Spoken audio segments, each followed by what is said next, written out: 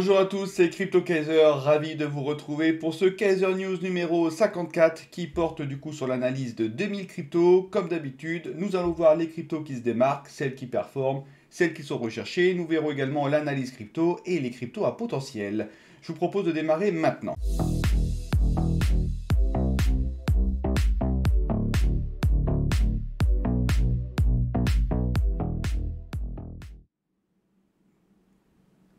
Alors, comme d'habitude, je ne vais pas réexpliquer à chaque fois les écrans de ce Kaiser News. Pour ceux qui sont nouveaux et qui veulent comprendre de quoi ça parle, je vous propose de regarder la vidéo qui s'affiche juste au-dessus de vous. Voilà, donc sur ces bonnes paroles, je vous propose de débuter. Donc la capitalisation totale en 13 avril 2023, qui s'est terminée à la clôture, c'est-à-dire à 1h du matin, est de 1304 milliards de dollars pour le marché crypto, soit une hausse de 2,51%. Encore une superbe journée hier. On a dépassé la barre des 1300 milliards de dollars côté crypto. Le Bitcoin, lui, est à 30 365 dollars. Il a augmenté de 1,72% et occupe 45% du marché crypto. C'est l'Ethereum, lui, il a augmenté de 5,06%. Il a bien mieux performé que le Bitcoin. Et donc, il occupe maintenant 18,6% du marché. Et les altcoins ne sont pas en reste. Ils ont pumpé de 2,23% et occupent 36,4% du marché crypto. Donc ce que je vous ai dit là ci-dessus, ça se voit tout de suite sur la dominance, comme on peut regarder. Donc toujours on a ce canal baissier, chirurgicalement on touche les bords, comme on peut le voir ici. Et là ce qui s'est passé, c'est une première, car depuis mai 2021, à ce niveau-là, on n'a jamais eu le cours du Bitcoin qui a dépassé ce canal. Et là, dimanche de Pâques, il a réussi à dépasser ce canal. C'est vrai qu'aujourd'hui, de plus en plus de personnes considèrent le Bitcoin comme un produit d'investissement, comme un produit refuge, au même titre que l'or. Il semble logique que le Bitcoin attire pas mal de capitaux, limite au détriment des altcoins. Mais là, ce qu'on a eu là cette semaine, qu'on a réintégré ce canal, donc qu'est-ce que ça veut dire? Est-ce que c'était juste un bout de trappe? Est-ce que c'était quelque chose qui a commencé à s'amorcer pour après essayer de repartir à la hausse sur la dominance? Je ne sais pas, mais en tout cas, c'est vrai qu'il y a des indicateurs aujourd'hui qui sortent et qui laissent quand même présager que la alt season devrait quand même arriver. Donc, un peu statu quo, mais pour le moment, ce qu'on peut voir, c'est que les altcoins ont rattrapé leur retard sur la dominance, et ça, c'est très bon augure parce que je sais qu'il y a beaucoup de personnes également qui possèdent des altcoins, et donc pour toutes ces personnes et pour le marché en général, pour que l'ensemble du marché puisse pumper, il faut que de l'argent, il faut que des capitaux rentrent dans les altcoins et pas que dans le Bitcoin, ce qui va libérer le potentiel crypto. Et donc voilà, il faudrait que ça revienne au moins à cette limite-là intermédiaire, voire un petit peu plus bas. Mais ça, je vous présenterai lundi un indicateur qui nous permettra de visualiser ça de manière un peu plus exhaustive. Par rapport au Fear and Greed, qu'est-ce que je peux vous dire? Alors l'euphorie revient, on est maintenant à 68, ça veut dire qu'il y a quand même de plus en plus de personnes qui sont confiantes par rapport au marché crypto. On va voir aussi qu'il y a eu la mise à jour Shanghai Ethereum qui s'est très bien passée, qui a énormément également rassuré les investisseurs. Donc tout ça est très bien, c'est très très positif. En ce moment, c'est vrai que ce soit dans la bourse crypto ou dans la bourse traditionnelle, tout explose, tout est au vert. Le CAC 40 a même fait un ATH, donc c'est vrai que c'est un peu l'euphorie partout. Donc toujours méfiance quand il y a l'euphorie, mais là ça va, on n'est pas non plus en extrême euphorie, donc on continue, notre trendline, toujours pareil, on continue à grinder le long de la trendline. Petit effet épidermique ici qu'on a vite réintégré, ce qui montre bien le côté un peu épidermique du marché, comme je l'avais déjà dit lors de la Kaiser News. Et là, on continue à grimper dans notre trendline, donc maintenant on a dépassé les 60 depuis pas mal de temps. Alors, je vous présente maintenant un petit graphique qu'on appelle le Rainbow BTC. Il est vraiment intéressant aussi ce graphique. Et ça vient du fait qu'il y a pas mal d'utilisateurs qui m'ont demandé pourquoi la plupart des personnes disent que le prochain bull run sera en 2025 et le Bitcoin atteindra les 100 000 dollars en 2025. Alors en fait, ça vient de ce graphique-là.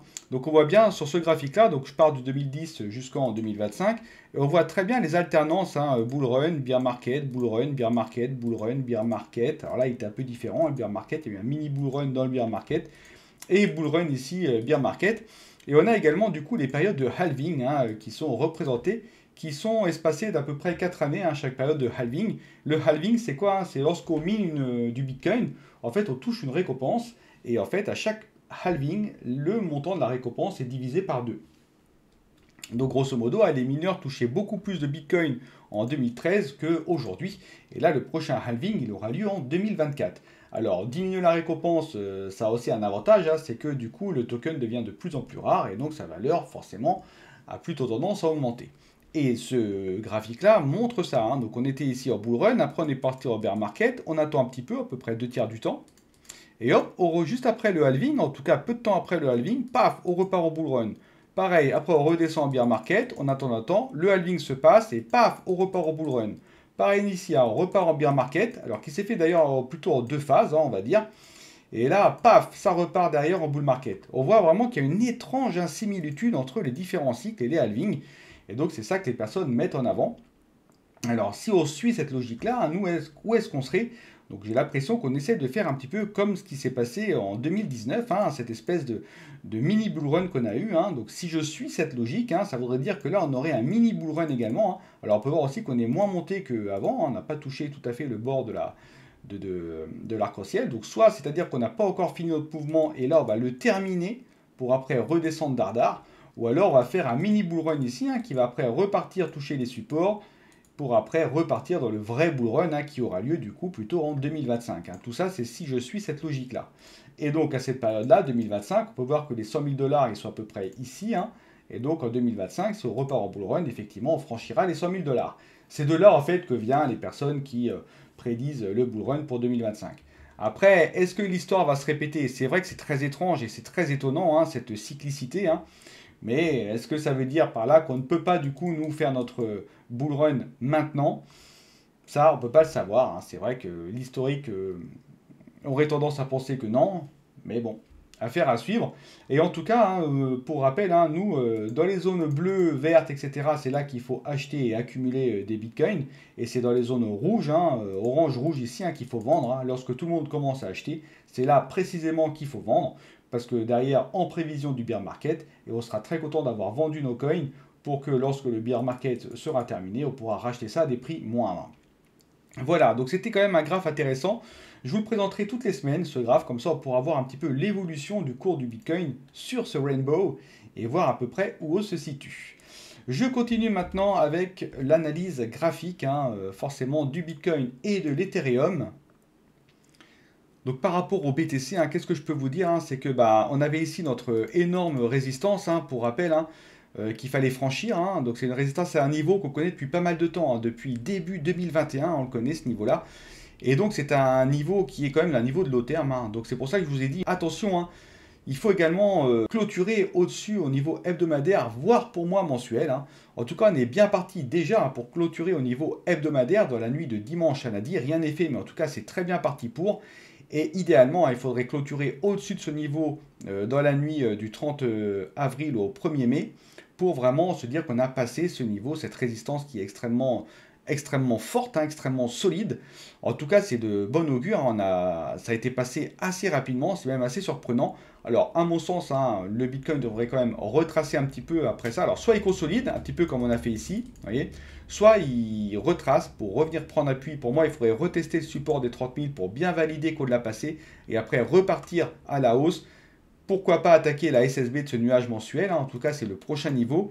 Ce qu'on peut voir aussi, ce qui est très positif, c'est que la lagging spine ici a passé la Kijun hebdomadaire. Donc ça veut bien dire on a amorcé maintenant la tendance moyen terme haussière sur le Bitcoin. Ça c'est très positif. Alors il faudrait idéalement, hein, passer ce fameux nuage hebdomadaire pour vraiment valider, acter le fait qu'on est en tendance haussière sur le Bitcoin moyen terme. Mais comme on peut le voir, on a ici la Kijun mensuelle, le nuage mensuel ici est tout petit.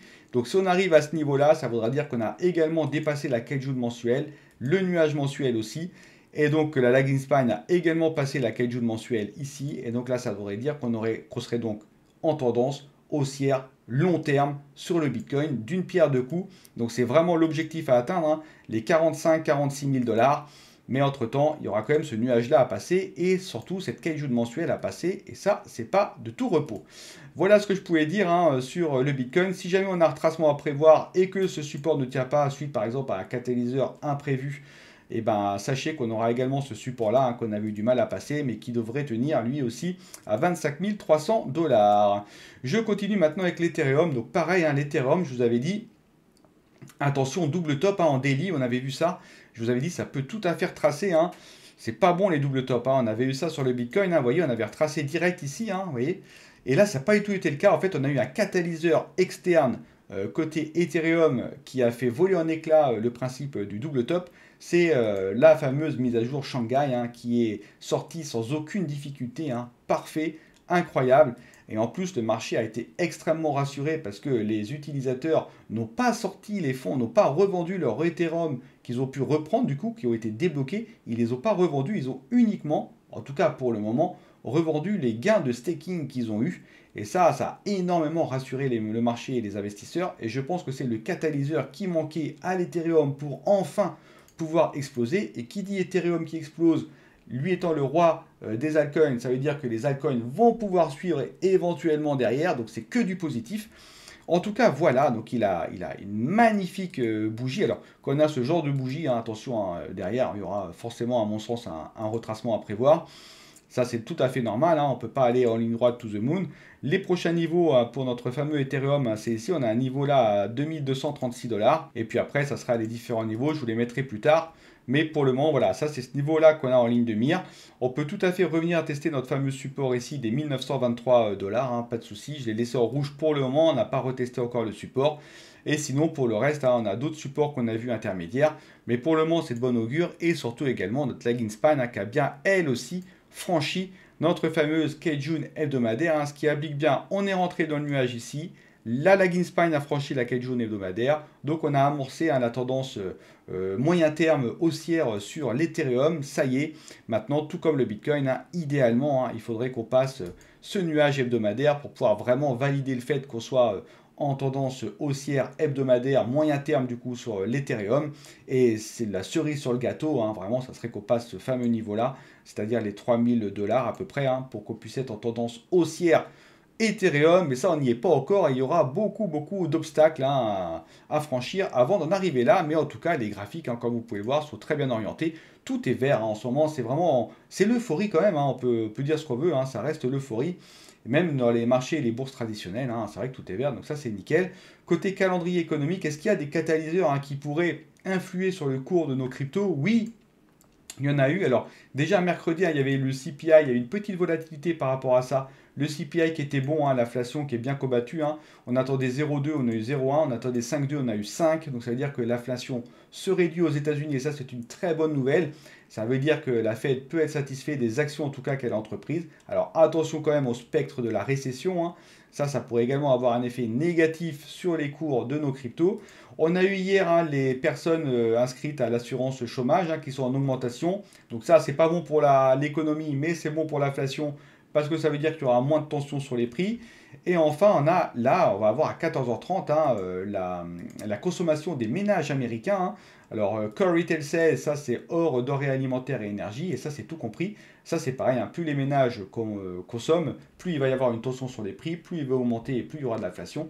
Donc attention, alors on attend une baisse, il faudrait que la baisse soit confirmée, voire légèrement supérieure, la baisse soit plus importante que celle attendue, ça serait vraiment nickel pour l'inflation. Donc il va y avoir à mon avis de la volatilité vers les 14h30, mais pour le reste, voilà, il n'y a pas grand chose d'autre à dire. Pour le moment, tout est sous contrôle. Bonne nouvelle aussi, Twitter qui va permettre l'achat d'actions et de crypto-monnaies à travers la plateforme eToro. Ils ont fait un partenariat tous les deux. Très bien, ça permet de démocratiser encore un peu plus l'univers des crypto-monnaies et la mise à jour Shanghai Ethereum qui s'est très bien déroulée. Bravo aux équipes et ça, je vous en ai déjà parlé. Je continue maintenant avec l'analyse du top 15 crypto. Donc qu'est-ce qui a bougé ici Donc, quelques petites cryptos qui ont disparu, 19 en moins, mais ça reste encore dans l'épaisseur de trait, rien de bien méchant par rapport à ça.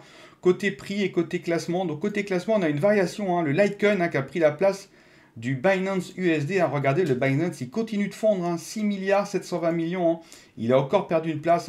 Je pense que dans 1 ou 2 semaines, on ne le verra plus dans ce classement. Ça veut dire que les gens se désintéressent. Avec le procès qu'il y a, forcément, le coin est considéré comme moins sécure, surtout qu'il va être minté encore pendant jusqu'à février de l'année prochaine, mais après c'est terminé.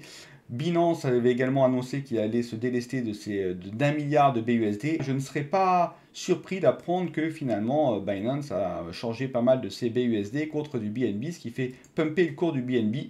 À voir, mais pour le moment, moi j'ai l'impression que ça pourrait expliquer aussi pourquoi le BNB se porte si bien ces derniers temps.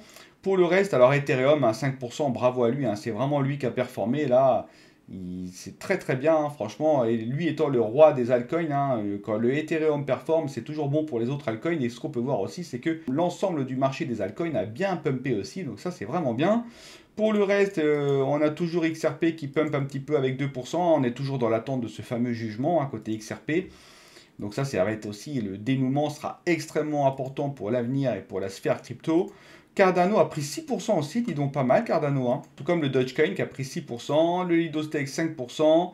Et puis voilà, bon, ça reste une journée qui est quand même globalement assez verte, hein, la journée d'hier, donc ça c'est bien. Côté volume, ça reste un marché qui respire, donc il est tout à fait logique d'avoir des variations de volume, il n'y a pas de point d'attention particulier.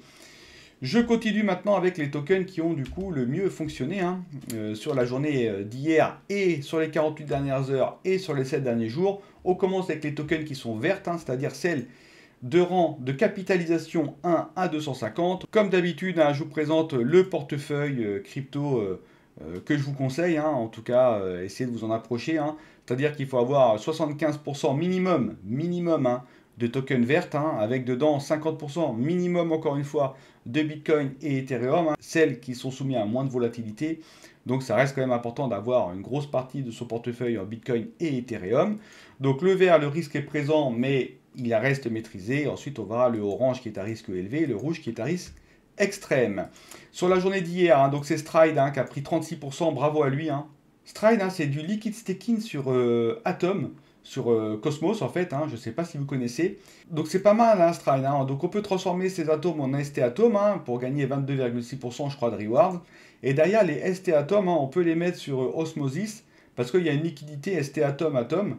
Et du coup, on peut déposer de la liquidité pour avoir des rewards supplémentaires de l'ordre de 30%, je crois. Moi, je trouve ça intéressant. Moi, j'en ai déposé un des atomes et des ST atomes sur Stride. Pour le moment, ça marche très bien, hein. Donc voilà, 36% d'augmentation en tout cas du STRD, hein, bravo. Ensuite, on a Radix. Donc ça, c'est un protocole à décentraliser, hein, qui a été essentiellement bâti, hein, pour la DeFi, hein, la finance décentralisée. C'est vraiment son cœur de métier, son fer de lance. Donc ça, c'est une couche, hein, de layer 1, hein, qui apporte la vitesse, la sécurité, l'évolutivité, la scalabilité, tout ce qui est nécessaire et indispensable à la DeFi. Et donc lui, c'est vrai qu'il a bien monté, hein, 34%. C'est vrai que ces chaînes-là sont vraiment adaptées à la DeFi, hein, par rapport à un Ethereum qui va être un petit peu plus lent, etc. Donc effectivement, il y a des couches qui sont rajoutées dessus, les layers 2. Mais là, c'est natif, hein, c'est vraiment fait pour la DeFi et ça plaît pas mal, hein, 34%. Ensuite, on a quoi? On a Space ID, hein, ça j'en avais déjà parlé, hein, n'oubliez pas, hein, c'est le launchpad qu'on avait eu sur Binance, qui a pris 27% d'ailleurs lui, hein. Donc ça, pour rappel, hein, ça permet de réserver des noms de domaine, hein, sur Ethereum, sur la Binance Smart Chain et sur Arbitrum, il me semble. Voilà, donc ça c'était les 24 dernières heures. Ensuite, sur les 48 dernières heures, eh bien écoutez, ça n'a pas changé, hein. Sur 48 heures, c'est Radix, hein, qui a pris 56%, Stride 51%, SpaceSD 25%. Et sur les 7 derniers jours, Stride qui a pris 84% quand même, Stride, hein. Radix qui a pris 70% et SpaceID qui a pris 27%. Donc vraiment bravo à ces tokens, ils ont extrêmement bien performé. Je continue maintenant avec les tokens de rang, en tout cas de couleur jaune-orange, hein. Donc c'est ceux de capitalisation 251 à 800. Donc pour rappel, un maximum de votre portefeuille 15%, hein. C'est en tout cas ce que moi je vous conseille, après vous faites comme vous voulez, hein. Donc sur les dernières 24 heures, hein, les cryptos qui ont le mieux pumpé, ce sont la première, c'est News Crypto Coin qui a pris 75%, hein, énorme. Donc ça c'est un portail, hein, c'est un portail plutôt je dirais à but pédagogique, hein, pour les crypto-monnaies. On a pas mal de vidéos sur l'écosystème crypto, les explications, etc. Donc c'est bien fait. Et on a également un tableau de bord, hein, qui nous présente des graphiques et des choses comme ça, par rapport toujours sur l'univers crypto. Donc, et avec un petit peu d'intelligence artificielle, c'est ce qu'ils mettent, hein. Bon, après, tout le monde met de l'intelligence artificielle maintenant, donc il ne faut pas non plus trop s'y fier. Mais voilà, c'est ce qu'ils proposent, et ben, force est de constater qu'il a pris 192 places quand même, hein, News Crypto Coin.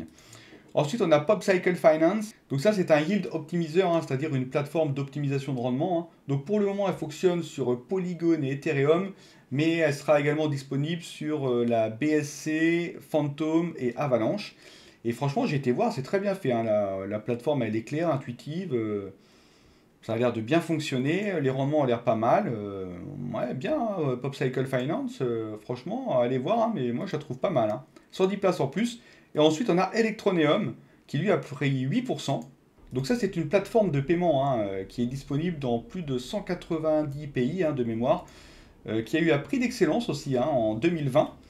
Et elle, finalement, permet de, voilà, de faire des achats sur pas mal de plateformes, hein, Amazon, Apple, Xbox, etc. Donc bien, hein, en tout cas, elle est de plus en plus adoptée aussi, celle-ci. Hein, 3810% de volume en plus, c'est énorme. Hein, 8% au niveau du prix, 18 places. Très bien Electroneum. Donc sur les 48 dernières heures, qu'est-ce qu'on peut avoir? Donc on a toujours pareil, hein, Newscrape Token, hein, qui lui a pris 89%, PopCycle Finance 54%, et on a le iRadix. Alors le iRadix, ça c'est le token qui représente un Radix sur Ethereum, qui lui a pris 49%, donc Radix a bien le vent en poupe. Même ces tokens wrappés fonctionnent bien. Hein. Et ensuite on a donc sur les 7 derniers jours, hein, donc toujours pareil, le Newscrypt Token, c'est lui qui remporte la palme avec 182% d'augmentation. C'est énorme, hein, donc vraiment bravo à ce coin-là. Ensuite, on a le OJ Fan Token, 172%. Je vous en avais parlé, hein, OJ Fan Token, hein, vous savez, c'est l'équipe championne du monde de e-sport, hein, ils ont forcément des fans. Et donc ça, c'est du Chili's hein, qu'il y a derrière, et ça permet justement aux fans de pouvoir communiquer avec leur équipe ou d'interagir dans des décisions, la couleur des maillots, les choses comme ça. Et ça prend bien, hein, tout ce qui est fan token, franchement, quand ça part, ça part. Hein. Et on a PopCycle Finance hein, aussi, ce dont je vous ai parlé ici et ici, hein, qui lui voilà, a pris 49%. Donc bravo à ces tokens, hein, franchement, elles ont bien performé. Ensuite, on passe à la couleur Red. Donc là, pour les capitalisations de 801 à 2000, donc on est à un risque extrême, hein, c'est-à-dire qu'il ne faut pas avoir plus de 10% de votre portefeuille sur cette crypto, hein, évidemment. C'est évidemment les gains à 268%, je vois ici, hein, sont alléchants. Mais attention, hein, attention au risque induit. Hein, forcément, qui dit plus de gains dit plus de risques. Bon, en tout cas, il y a des petites cryptos qui sont pas mal. Hein. Franchement, on va commencer avec Pilar, qui a pris 119% quand même, Pilar en one day. Hein. Allez hop, x2 direct. Donc ça, c'est un wallet hein, qui est non custodial, hein, un peu à la star finalement de MetaMask, hein, comme on peut, c'est-à-dire qu'il n'y a pas de pierre de confiance, hein, tout bêtement derrière, comme Binance ou autre. Hein. Il est géré par la DAO, il est open source en plus, et du coup, il a très peu de frais. Et 119% hein, avec un beau volume, ça veut dire que ça plaît bien. Ensuite, on a Superwalk. Alors ça me rappelle un peu Steppen, hein, pour ceux qui ont connu. Hein, c'est-à-dire que, grosso modo, c'est un move to earn. Hein, c'est-à-dire que là, on va marcher et en marchant, on va gagner des tokens. Alors attention, hein, petite subtilité. Enfin, c'est pas forcément une subtilité, mais je vous le dis, il ne suffit pas juste de marcher pour gagner des tokens. Hein. En fait, vous avez plein de NFT également, des NFT sous forme de chaussures. Hein. Grosso modo, hein, plus vous achetez une chaussure qui est chère, donc un NFT qui est cher, plus les récompenses seront importantes. Voilà. Et donc 68%, donc ça marche bien aussi, hein, les Move to Earn. Et puis on a Revest Finance qui a pris 51%. Donc Revest Finance, hein, c'est vraiment un peu comme Terre Noire pour ceux qui connaissent. On a le principe, on a un coffre-fort, dedans on peut mettre des tokens. Alors c'est des tokens ERC20, hein, mais il y a quasiment tous les tokens maintenant ERC20. Hein. On peut mettre du BTC, hein, du WBTC, hein, du BTC wrappé Ethereum. On peut mettre du Link, on peut mettre de l'Ether, on peut mettre n'importe quoi dans ce coffre-fort. Et après, on peut dire ce coffre-fort, ok, maintenant, ça, tu le gardes pendant une durée voilà, que je vais moi-même définir. Et une fois que le temps est écoulé, alors le coffre-fort s'ouvrira. Ça peut être également par rapport à la valeur d'un actif. Donc j'ai pris par exemple 100 Ether, je l'ai mis dans mon coffre-fort. Et je peux dire qu'à partir du moment où l'Ether ou un autre actif, hein, ou le Bitcoin par exemple dépassera les 60 000 $, alors le coffre-fort pourra s'ouvrir. Ça c'est tout à fait possible.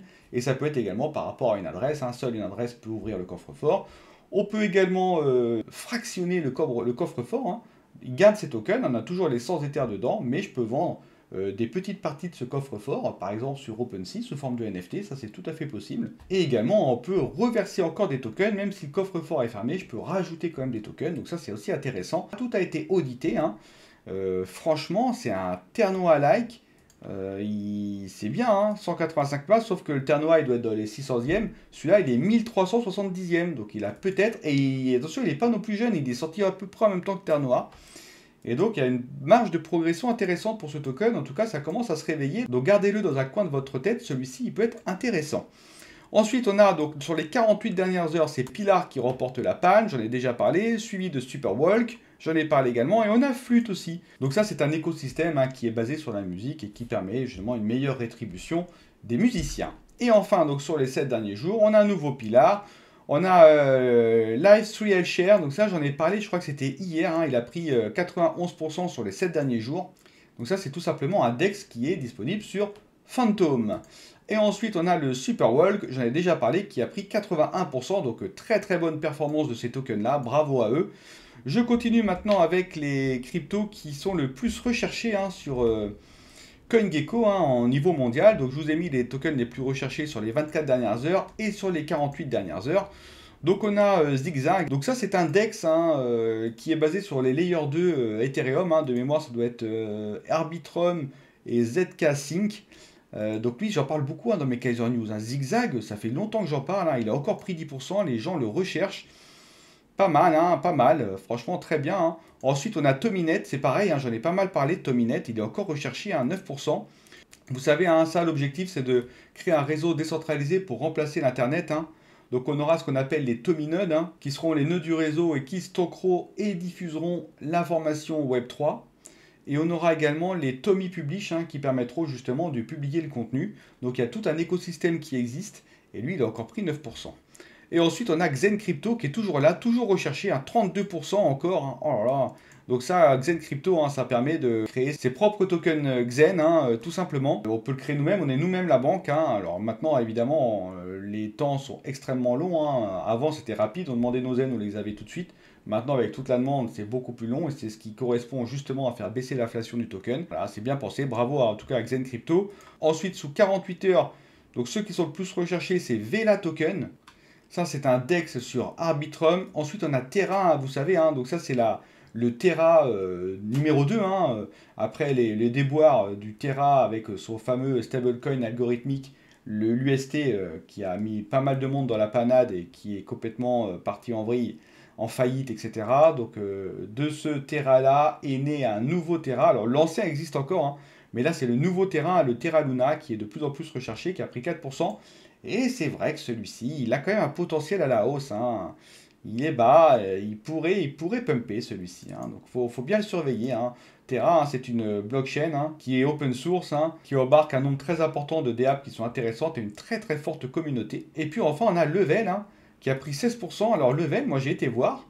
Franchement, j'ai trouvé ça bien fait aussi, très très clair. Ça, c'est un DEX qui est sur la BSC, Binance Smart Chain, et qui permet du coup de faire du trading avec levier jusqu'à 50%, je crois. Mais évidemment, ne le faites pas. Enfin, en tout cas, je vous conseille de ne pas le faire. C'est hyper dangereux le levier dans les cryptos, je vous le dis.